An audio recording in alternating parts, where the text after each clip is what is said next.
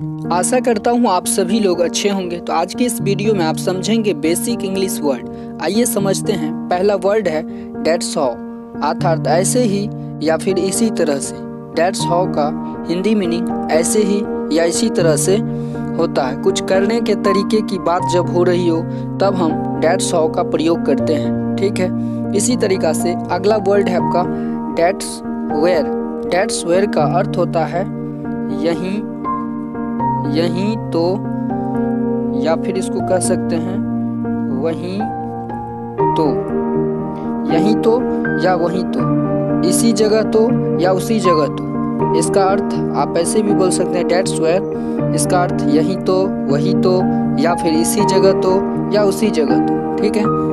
अब देखिए अगला वर्ड है डेट्स विच। डेट्स विच का अर्थ होता है उसी को, उसी को, या फिर इसे कह सकते हैं इसी को, उसी को या फिर इसी को। देखिए ये कहाँ यूज करते हैं, उसी को, इसी को।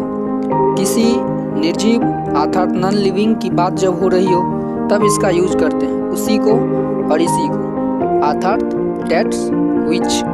अगला वर्ड है आपका डेट्स हु या फिर हूम। डेट्स हु या फिर हूम। अब देखिए इसका यूज कहाँ करते हैं, जब किसी सजीव की बात हो, लिविंग बीइंग की बात हो, तब इस चीज़ों का यूज किया जाता है, डेट्स हु या फिर हूम। अब देखिए इसका अर्थ होता है उसी को या इसी को।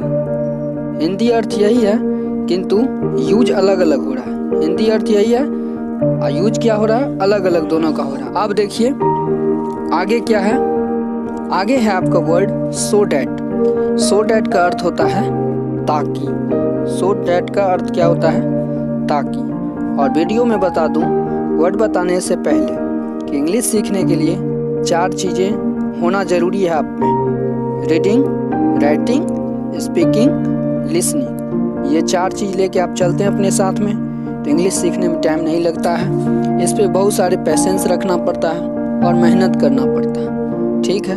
बिना मेहनत का दुनिया में कोई चीज़ आप नहीं पा सकते हैं। तो आइए आगे वर्ड है हाउ, HOW, हाउ। हाउ का अर्थ होता है जैसे। हाउ का अर्थ क्या हुआ, जैसे। इसी तरीका से अगला वर्ड है आपका with whom। With whom, with whom का अर्थ क्या है, तो विथ whom का अर्थ होता है जिसके साथ। क्या है, जिसके साथ, ठीक है, जिसके साथ। आगे देखिए for whom, FOR, for whom। With whom, with whom का अर्थ होता है, यहाँ पे होगा, सॉरी यहाँ लिख दिया मैंने। विथ whom का अर्थ होता है, और देखिए यहाँ क्या है, विथ whom। विथ whom का अर्थ होता है जिसके साथ। आगे है फॉर whom, फॉर whom जिसके लिए, यहाँ साथ नहीं होगा। फॉर whom का अर्थ होता है जिसके लिए। आगे है आपका फ्रॉम, आगे है फॉर वेयर। फॉर वेयर का, फ्रॉम वेयर का अर्थ होता है जहाँ से, यहाँ एम होगा, ठीक है। फ्रॉम वेयर, फ्रॉम वेयर का अर्थ होता है जहाँ से, जहाँ से, जहाँ से। आगे देखिए आगे वर्ड है आपका, आगे वर्ड है विथआउट whom। विथआउट whom का अर्थ होता है जिसके बिना, जिसके, जिसके बिना, जिसके बिना। विथआउट, विथ whom जिसके बिना। आगे है आपका व्हाट, WHAT। व्हाट, व्हाट का अर्थ होता है जो, और लिविंग, लिविंग और नॉन लिविंग के लिए यूज किया जाता है व्हाट का, किंतु इसमें मैं मेंशन नहीं किया हूँ व्हाट का, ठीक है। अब देखिए हुज। अगला वर्ड क्या है, हुज। हुज का अर्थ होता है जिसका। क्या अर्थ होता है, जिसका। हुज का अर्थ होता है जिसका। आगे क्या है आपका, आगे है व्हेन। व्हेन का अर्थ होता है जब। व्हेन का अर्थ क्या होता है, जब।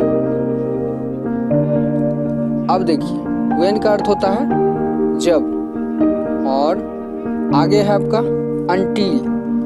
when means जब अनटिल का अर्थ होता है UNTIL, अनटिल का अर्थ होता है जब तक नहीं, जब तक नहीं। आगे देखिए अनलेस, UNLESS, अनलेस का अर्थ होता है यदि नहीं, ठीक है। तो ये है आपका बेसिक इंग्लिश वर्ड। और लास्ट में बता दूं कि इसी टाइप से और भी वीडियो पाना चाहते हैं तो वीडियो को सब्सक्राइब करके बेल आइकन दबा दें ताकि आपके फ़ोन में पर डे नोटिफिकेशन चला जाए। और इंग्लिश सीखना चाहते हैं तो आप हमसे जुड़ें।